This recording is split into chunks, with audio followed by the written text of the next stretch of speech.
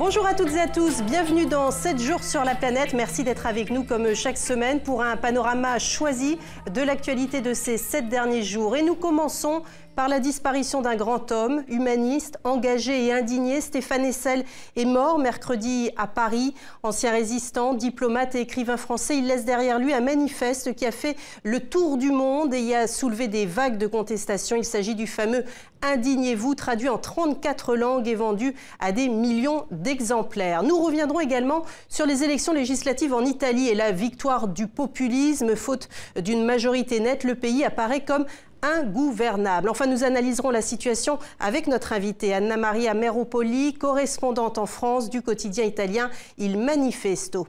Nous retracerons également la carrière d'Emmanuelle Riva, formidable comédienne dans le film Amour de Michael Haneke. Elle y incarne le rôle d'une femme en fin de vie, un rôle qui lui a valu le César du cinéma français de la meilleure actrice. Une grande figure dont la vie exceptionnelle aura été consacrée à défendre la dignité humaine. L'hommage est rendu par le président français. Hommage à Stéphane Hessel, décédé mercredi à l'âge de 95 ans. En France, comme ailleurs dans le monde, de nombreuses voix se sont élevées pour saluer la mémoire d'un grand homme, un résistant, un diplomate et écrivain qui aura connu un succès phénoménal avec son pamphlet « Indignez-vous », un livre qui s'est vendu à des millions d'exemplaires et qui a inspiré les jeunes indignés, occidentaux et a accompagné même le printemps arabe. Stéphane Hessel nous a quittés, lui qui disait attendre la mort avec gourmandise. Son portrait avec Isabelle Béchler. Jusqu'au bout de son énergie, Stéphane Hessel a parcouru la France et le monde pour partager l'indignation qui fondait sa vitalité. De vous rencontrer, super. Bonjour monsieur l'ambassadeur. Ils me disent pas bonjour, ils me disent indignez-vous. Sa popularité a été tardive grâce à son manifeste « Indignez-vous », vendu à plus de 4 millions d'exemplaires dans le monde. Une profession de foi humaniste qu'il partageait sans relâche avec ses lecteurs. Stéphane Hessel est né à Berlin en 1917 de parents intellectuels allemands qui vont déménager à Paris quand il aura 7 ans. Sa mère, une femme libre et exceptionnelle, était dans la vie la Jeanne Moreau du film Jules et Jim. C'est elle qui lui vaudra sa philosophie de la vie. C'est elle qui m'a dit « il faut être heureux ». J'ai dit « mais pourquoi ?» Mais parce qu'on est heureux, tu verras, on peut rendre les autres heureux. Naturalisé français à 20 ans, normalien, il sera prisonnier de guerre en 1939 avant de s'évader pour rejoindre la résistance à Londres. Parachuté en France occupée en 1944 comme agent de liaison, pris par la Gestapo, interrogé, torturé et déporté à Buchenwald. Il y échappera à la mort de justesse. Le fait d'avoir survécu à la déportation, d'avoir vu les camarades mourir et de ne pas être mort soi-même, ça donne une responsabilité. Et les Nations Unies, pour moi, étaient exactement le point de cette responsabilité. C'est là, à New York et Paris, qu'il rédige la Déclaration universelle des droits de l'homme, comme secrétaire de René Cassin. La diplomatie lui fait enchaîner les postes, en Afrique surtout. Ses convictions anticolonialistes s'y forgent. De 1977 à 1981, il représente la France à l'ONU. Dès 1962, il affirme sa solidarité avec les immigrés à travers une association d'aide. En 1996, il est aux côtés des sans-papiers à l'église Saint-Bernard. Vous retrouveriez un travail. L'occupation israélienne en Palestine, à Gaza surtout, et la détresse des civils palestiniens et israéliens sont aussi une des constantes de son indignation. Et toujours, il voyage et prend le micro pour partager ses idées. Parce qu'à 93 ans, il est peu vraisemblable que je vive encore 93 ans.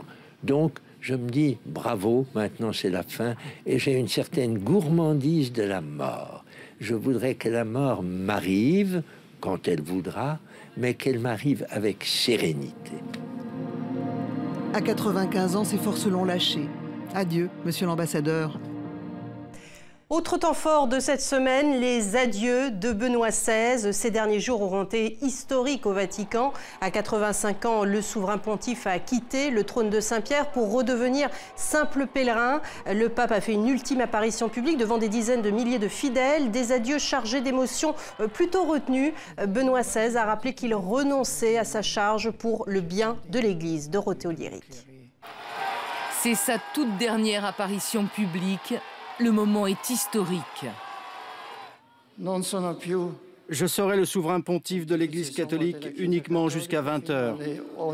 Ensuite, je serai un simple pèlerin. Il est alors 17h40. Le pape l'est encore et bénit les fidèles qui ont fait le déplacement jusqu'à la résidence papale de Castel Gandolfo. Le premier temps fort de cette journée, c'était devant les 144 cardinaux. Parmi vous se trouve le prochain pape, auquel je promets déférence et obéissance inconditionnelle. Il a ensuite eu pour chacun un mot, un geste, et plus encore pour Tercisio Bertone, numéro 2 du Vatican, qui assurera l'intérim, et qui aura aussi la responsabilité de rayer l'anneau du pécheur que porte le pape, une bague en or massif qui sera ensuite détruite. Joseph Ratzinger restera environ 2 mois à Castel Gandolfo, loin du brouhaha médiatique du conclave chargé d'élire son successeur.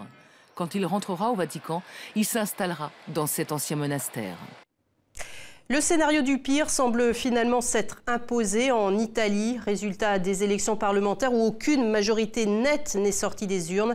La coalition de gauche emmenée par Pierluigi Bersani a remporté le plus de voix dans les 2 chambres au Parlement, mais n'obtient qu'une majorité de sièges à la Chambre des députés. Règle électorale oblige. Silvio Berlusconi, que tout le monde avait enterré, fait un retour spectaculaire. Beppe Grillo apparaît comme le nouvel arbitre de la politique italienne. Quant à Mario Monti, eh bien, il a plutôt raté sa descente en politique. Marc Julmy. L'Italie ingouvernable. Les journaux de la péninsule sont pour une fois à peu près tous d'accord. L'impasse politique qui sanctionne le résultat de ces législatives inquiète les éditorialistes mais ravit les caricaturistes. Pourtant, le vote terminé, il s'agit déjà de regarder vers l'avenir, au-delà des blocages. Et Silvio Berlusconi montre l'exemple en annonçant être ouvert à la possibilité d'un accord avec le centre-gauche qui dispose de la majorité à la Chambre des députés. Car le vote protestataire et l'impasse institutionnelle obligent les ténors de la politique italienne à se montrer audacieux. Les acteurs moins traditionnels ont déjà gagné les fruits de leur audace. Le trublion Beppe Grillo s'est ainsi adjugé un quart des suffrages, un score que les observateurs traduisent comme un cri d'alarme de cette Italie eurosceptique, hélas de la rigueur. À l'opposé, l'austère Mario Monti et sa coalition centriste n'ont pas vraiment trouvé grâce devant l'électorat. J'estime essentiel qu'on applique un maximum de transparence entre les partis. Nous sommes tous en face de responsabilités importantes afin de pouvoir former un gouvernement. Mais les électeurs italiens n'écoutent déjà plus. Face au marasme politique et au blocage institutionnel, la plupart préfèrent se tourner vers la Providence. Avec nous sur notre plateau, Anna Maria Merlopoli. Merci d'avoir accepté notre invitation. Vous êtes la correspondante en France du quotidien italien de gauche Il Manifesto. L'Italie qui a l'habitude des combinaisons politiques, on peut le dire, depuis des années. Mais cette fois, elle semble néanmoins avoir totalement le dos au mur avec, pour faire court, une chambre à gauche, un Sénat à droite, mais des majorités finalement très peu nettes. Comment peut-elle faire face aujourd'hui à ce qui semble être une impasse ? Oui, surtout, bon, il y a une majorité à la Chambre aussi grâce à cause d'une loi que la droite avait fait passer, que maintenant c'est rétorqué contre la droite eux-mêmes. Donc il y a une majorité à gauche du Parti démocrate. Mais le problème, c'est au Sénat qu'il y a quelques sénateurs en plus et ça ne suffit pas. Même en pensant avec une alliance, par exemple, qui avait été envisagée avant avec Monti, qui a vraiment échoué à cette élection. Tout le monde s'accorde à dire que l'Italie aujourd'hui est ingouvernable. En fait, c'est une raison constitutionnelle, c'est important de le rappeler. Donc la Chambre et le Sénat ont exactement les mêmes pouvoirs et que donc s'il n'y a pas la même majorité dans l'une et dans l'autre, c'est pour ça qu'on dit que l'Italie est aujourd'hui ingouvernable. Oui, est-ce que dans un tel contexte, l'hypothèse d'un retour aux urnes, ça a été longtemps évoqué, est effectivement quelque chose de crédible ? Oui, peut-être, mais le problème que maintenant il y a beaucoup d'échéances entre lesquels l'élection du président de la République. Dans un mois et demi. Hein. Et quand il y a le président de la République, il y a un semestre, on l'appelle le semestre blanc, où on ne peut pas faire des élections. Donc peut-être dans 6 mois, 1 an, hein, on pourra revenir aux... Il y a un délai, de toute façon, entre la date du jour où l'élection a lieu et celle qui pourrait oui, avoir lieu. avant, il ne peut pas dissoudre, c'est ça. Donc, bon, là, il faut qu'il trouve un programme, peut-être un programme à minima. Là, maintenant, le Parti démocrate a tendu la main au groupe 5 étoiles. La réponse, pour l'instant, du chef est non, mais pas tout à fait la même réponse, apparemment, parce que c'est vraiment pas un parti, il n'y a pas de structure. Donc, qui est ce Beppe Grillo et surtout, qui sont ses électeurs? C'est ça qui nous intéresse aujourd'hui, parce qu'il y a quand même un quart des Italiens qui a voté pour ce Parti 5 étoiles, ce Beppe Grillo, qui est un humoriste, un populiste, ancien humoriste. Voilà. Alors, qui sont ses électeurs? Qui ne fait plus rien personne, maintenant peut-être, c'est ça aussi.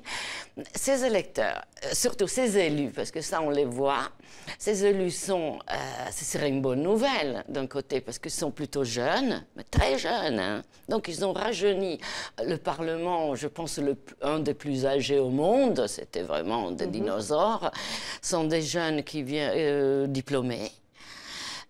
Et qui peut-être vont porter un coup de jeune. Un coup de jeune. Et aussi un peu le pays réel, disons. Après, oui, mais qui dit jeunesse dit aussi une expérience, donc on peut aussi s'inquiéter quand même, non? Oui, il y a ça aussi, évidemment. Et aussi, il y a le pays qui est peut-être la chose la plus inquiétante, parce qu'il faut penser que ces jeunes-là sont nés où? Sont nés quand? Sont nés dans le monde de Berlusconi. Du coup, on a été matraqués pendant 20 ans, qu'il n'y a plus de différence, que la droite et la gauche, c'est pareil, c'est du pareil au même. Et c'est ce qui a conduit aujourd'hui à ce vote massif pour Beppe Grillo. D'un côté, hein, c'est une des raisons. Silvio Berlusconi, que tout le monde avait enterré et qui revient aujourd'hui à la surface. Mais là, c'est plus facile à comprendre. Ah ben, expliquez-nous, alors, parce que moi, je ne comprends pas. Berlusconi, c'est vraiment très facile à comprendre. Lui, il a fait une campagne contre les impôts et il a eu du succès parce qu'il a même raconté, il a envoyé même, pour tout vous dire, que ça donne aussi une idée du niveau culturel d'une partie de ce pays, comment après 20 ans de Berlusconi, il a envoyé un facsimilé d'une enveloppe des impôts en disant on vous rend même en liquide la taxe d'habitation, la poll tax que les Italiens venaient de payer, qu'ils détestent, que Monti avait mis. Oui, il a dit remboursement de la taxe foncière, amnistie fiscale, création de 4 millions d'emplois. Mais il y a eu des gens qui sont allés faire la queue. Mais enfin, c'est des promesses sans retenue, c'est totalement de la démagogie. Comment l'Italie, comment les Italiens qui ont encore voté pour lui, en partie, croient encore en cet homme? Franchement, l'image de Monti à l'extérieur était de la rigueur, etc., de la justice, et il n'a pas été juste. C'est pour ça aussi qu'il a perdu, parce que les impôts ont toujours été payés par les mêmes. Donc les personnes qui payaient les impôts avant ont vu augmenter d'une façon énorme leurs impôts, mais les gens qui ne payaient pas les impôts ne les ont pas payés, même sous Monti. Et donc, ils se sont dit, on va revoter Berlusconi, qui pratiquement envoie un message souterrain, qu'il dit, moi, je suis richissime, je me suis toujours arrangé un peu avec la loi, et les gens se disent, il va nous laisser faire nos petites affaires dans notre coin. Merci beaucoup, Anna Maria Merlopoli, pour votre analyse. Merci. Oh, merci. En Inde, 2 mois après le viol collectif et le meurtre d'une jeune étudiante dans un autobus à New Delhi, une nouvelle histoire tout aussi sordide a entraîné de nouvelles manifestations. 3 sœurs de 6, 9 et 10 ans ont été retrouvées violées et tuées dans l'ouest du pays. Les agresseurs persistent donc malgré la vindicte de toute une population. Le gouvernement lui aussi a réagi en donnant son feu vert pour un durcissement des peines infligées aux violeurs. Le Parlement doit à son tour se prononcer. Mais finalement, rien pour l'instant ne semble pouvoir apaiser la colère de celles et ceux qui réclament davantage de sécurité pour les femmes en Inde. Reza Punewachi. Pour ces centaines de jeunes indiennes, c'est la colère. La plupart ont un bandeau noir posé sur la bouche, symbole d'indignation. Ces écolières qui manifestent dans l'ouest du pays réclament plus de justice après la découverte des corps de 3 filles mineures, violées et tuées. La police doit immédiatement attraper les coupables et leur donner la peine capitale. Si la police avait agi plus rapidement, la justice aurait été rendue plus tôt. N'importe quelle fille peut être la cible de ce genre de brutalité. Alors il faut agir vite.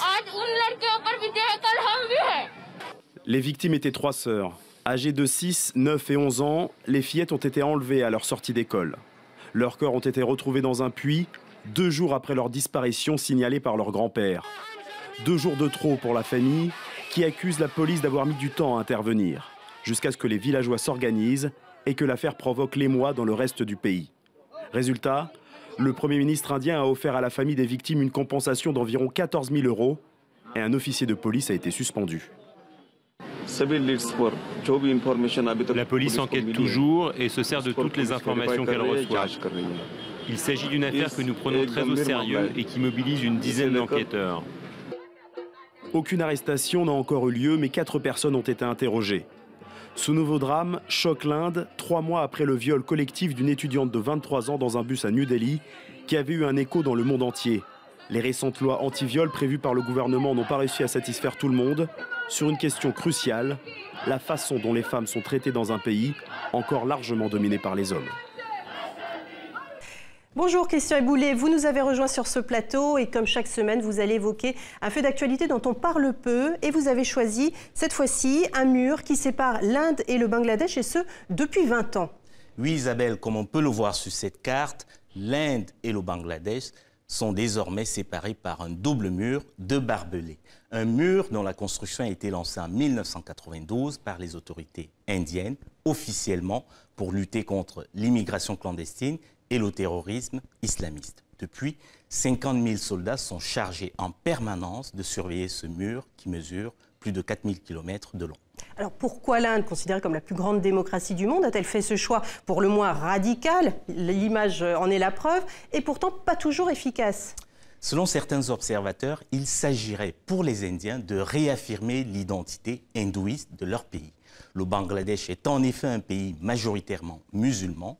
Précisons cependant que jusqu'à l'arrivée du colon britannique, comme on peut le voir sur cette carte de 1939, l'actuel Pakistan et le Bangladesh appartenaient à un seul et même territoire. D'ailleurs, au moment de l'indépendance du Bangladesh en 1971, 4 millions de Bangladais se sont installés en Inde, où les besoins en main-d'œuvre étaient alors très importants. Aujourd'hui, ils sont plus de 10 millions à vivre dans ce pays, où ils sont accusés non seulement de terrorisme, mais aussi de voler le travail des Indiens. Est-ce que vous êtes en train de nous dire que c'est une politique anti-Bangladais qui est en train de se développer en Inde ? Oui, malheureusement, Isabelle, dans certaines zones frontalières, on assiste même à une véritable chasse aux Bangladais. Pourtant, dans ces régions, les populations sont souvent identiques. Elles partagent la même langue, les mêmes traditions et parfois la même religion. Aujourd'hui, la frontière entre l'Inde et le Bangladesh est considérée comme la plus dangereuse et la plus sanglante au monde. Les militaires indiens seraient responsables de la plupart de ces exactions. Et selon les organisations de défense des droits de l'homme, une personne meurt tous les 5 jours sur cette frontière. Or, dans leur immense majorité, ces gens ne sont ni des délinquants, ni des terroristes. S'ils cherchent à passer illégalement de l'autre côté du mur, c'est uniquement pour des raisons familiales, sanitaires ou économiques. Car le Bangladesh est un des pays les plus pauvres de la planète. Oui, en effet, ce pays souffre de tous les maux. Extrême pauvreté, catastrophes naturelles récurrentes, surpopulation, etc., etc. Rappelons au passage que le Bangladesh compte plus de 152 millions d'habitants pour une superficie d'environ 144 000 km², soit un peu moins du 5e de la superficie d'un pays comme la France. D'où ce record de densité que tient le Bangladesh, plus de 1000 habitants au kilomètre carré, et certains sont prêts à tout, y compris à mourir, pour échapper à la misère. Merci Christian Éboulet d'avoir attiré notre attention sur ce fait d'actualité. À la semaine prochaine. En pleine crise de la viande de cheval en Europe, une étude incroyable sur la fraude aux poissons est sortie cette semaine aux États-Unis. Une étude accablante selon laquelle un tiers des poissons consommés outre-Atlantique seraient mal étiquetés. Concrètement, et ça s'est vu selon l'enquête dans de nombreux restaurants de sushi, notamment de l'escolar se fait passer pour du thon blanc ou encore du panga pour du mérou, voire même de la sole. Une véritable escroquerie et un consommateur au final qui fait de moins en moins confiance à son assiette. Stéphane Breitner. On a beau lire l'étiquette, il y a parfois tromperie sur la marchandise, et plus souvent qu'on ne le pense. Chez ce poissonnier de Californie, cela n'a rien d'une découverte. Franck Enea, qui travaille dans la boutique familiale depuis 15 ans, se réjouit qu'enfin on mette le doigt sur ces fraudes qui existent depuis longtemps. Ici, la sole est à 35 $ le demi-kilo, rien de plus normal. Les gens disent que c'est trop cher. Mais non, les prix sont ce qu'ils doivent être. Les autres vendent la même chose 10 $ moins cher. Il y a une raison à ça. Parce que c'est du faux. Du tilapia pour du rouget, du requin pour de l'espadon. L'ONG Oceana révèle dans une étude qu'un tiers des poissons consommés ne sont pas ce que les clients croient acheter. Aux États-Unis, 90% des produits de la mer sont importés et la répression des fraudes n'arrive qu'à en contrôler 1%. Au restaurant, les substitutions ne sont pas rares. Le chef John Mooney assure lui qu'il connaît trop bien ses poissons pour être trompé, mais il admet que l'arnaque existe. Qui peut contrôler tout ça? Je veux dire, qu'est-ce qu'on peut faire pour être sûr d'avoir le bon produit dans son assiette? Le problème, c'est qu'il est très difficile de déterminer d'où vient la fraude. Du bateau, du grossiste, du vendeur au détail ou du restaurateur. Un problème qui n'a pas l'air d'agiter le gouvernement. Jusqu'à ce jour, il n'y a eu ni enquête massive, ni arrestation. Et cette fraude peut même parfois avoir des conséquences dramatiques. Certains poissons exotiques, par exemple, sont porteurs de virus. Du coup, les populations à risque, comme les femmes enceintes ou les personnes âgées, peuvent tomber malades avec de très graves complications. Allez, prenons un petit peu de hauteur, direction l'espace où a été mis sur orbite un satellite franco-indien qui promet de révolutionner l'étude des océans. Il s'appelle Saral, il a été lancé lundi par une fusée indienne avec à son bord un altimètre de nouvelle génération, un objet d'une précision inégalée dont la mission sera d'observer l'évolution des glaces et des étendues d'eau. Il analysera en quelque sorte ce qui se passe au plus profond des mers pour prévoir les répercussions en surface. Jean-Christophe Batteria. Objectif Terre pour ce nouveau chapitre de la conquête spatiale. À 800 km d'altitude, la mission franco-indienne du satellite Saral est de calculer, de topographier le niveau des océans, des fleuves, crucial en Inde, et des glaces. Grâce à ces mesures, les scientifiques pourraient établir un bulletin de santé précis de notre planète, mieux comprendre les échanges océan-atmosphère qui jouent un rôle majeur dans le climat et ses évolutions. Pour nous, il est essentiel d'avoir des enregistrements de longue durée avec une couverture homogène du niveau de la mer pour assurer ce qu'on appelle des enregistrements de qualité climatique, c'est-à-dire des enregistrements du niveau de la mer qui sont homogènes sur plusieurs dizaines d'années. Ceci nous permet de mieux estimer l'état du climat sur des longues périodes et de voir comment il évolue. Saral, qui signifie simplicité en hindi, est l'instrument altimétrique le plus précis jamais envoyé dans l'espace. Il peut détecter des vaguelettes de 10 cm. Les opérateurs, avec des antennes au sol, connaissent sa position au millimètre près. Les fréquences utilisées par ces instruments se jouent entre autres des couches de neige au pôle pour ne mesurer que l'essentiel, l'épaisseur de la glace. Très complet, Saral embarque un système Argos de suivi de balises dérivantes qui mesurent la vitesse des courants, qui eux aussi régulent le climat. Enfin, ce satellite, depuis l'espace, pourra garder un œil sur les pérégrinations d'espèces protégées, comme cette petite tortue. Place à présent à une femme qui n'a jamais songé à cultiver la célébrité et qui pourtant, ces derniers jours, a fait beaucoup parler d'elle. La comédienne Emmanuelle Riva, auréolée du BAFTA britannique de la meilleure actrice et du César du cinéma français pour son rôle dans Amour de Michael Haneke. L'Oscar américain lui a échappé, mais sa prestation et sa présence dans le film n'en ont pas moins été saluées par la profession et au-delà par tout un public.